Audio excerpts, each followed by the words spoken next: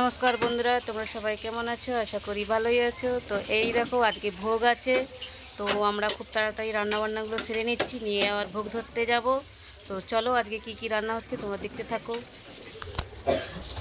এই দেখো, এখানে আলু ভাজা হয়ে গেছে, আর এখানে পাঁপড় ভাজা হয়ে গেছে, এখানে পায়েস হয়ে গেছে, আর ওই যে পটলের তরকারি হবে তার জন্য যে পটল ভাজতেছে, আলু টালুগুলো ভাজা হয়ে গেছে। এখানে যে শুক্তো হবে, এই যে শুক্তো, এখানে শাক আছে, এই শুক্তো হবে, আর ওই যে মাছের ঝোল হবে, আর ডাল হয়ে গেছে। আর এখানে এই যে কুমড়োর ঘ্যাঁট হবে, এই মটর টটর দিয়ে একদম কুমড়োর ঘ্যাঁট। আর এই যে এখানে আমের চাটনি হবে, আম কাটাও হয়ে গেছে।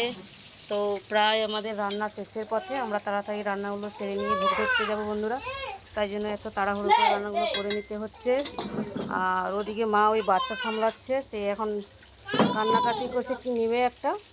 আর এদিকে আমাদের দেখো, এই যে ভজা দাদা চিনিবাবু এখন 3-4টা কাপ নিয়ে বসে গেছে চায়ের।